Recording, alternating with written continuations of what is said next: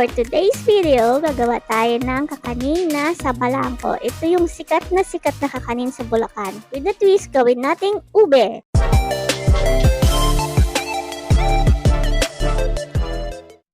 First, gawa tayo muna ng kanyang latik. Gagamit tayo dito ng 3/4 cup na kukumama. So, hayaan lang po natin siyang kumulo hanggang sa mabuo yung latik niya.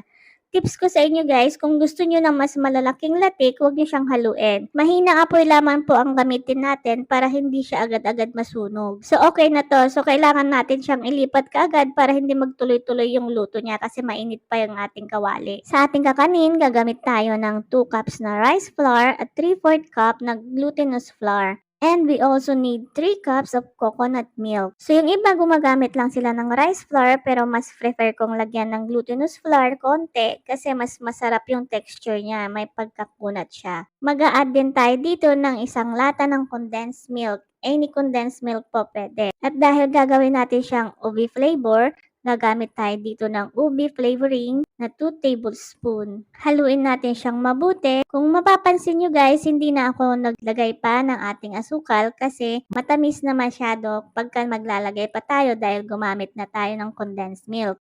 So, pagkatapos nating mahalo, kailangan natin siyang salain para maalis ang kanyang mga buo-buo. Sa lahat ng mga kakanin, ito yung pinakasimple at saka pinakamadaling gawin. Ilalagay lang natin ang mga ingredients at kailangan lang natin siyang haluin. Okay na, di ba? Napakabilis. And after that, pwede na natin siyang isalin sa ating kawali na paglulutuan at start na po tayo magluto. This time, hindi natin titigilan ang paghahalo kasi mabilis lang siyang maluto guys. So, ito talaga yung pinaka-struggle dito.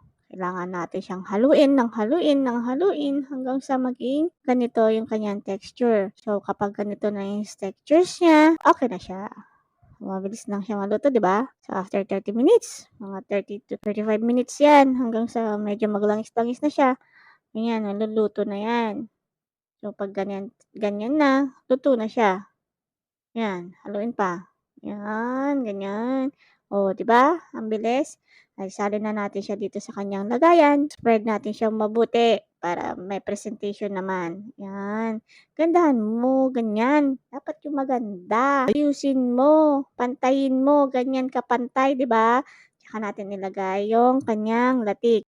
So, sa latik, depende na rin kung gaano nyo siya ilagay. Kung gusto niya mas madami, so buhos nyo lahat. Pero kung okay lang naman na ganyan na lang siya. So, mamantika siya eh. So, kailangan piliin mo. Huwag mo ilagay lahat. Tsaka mo siya slice. Yung slice na pang serving, per serving lang.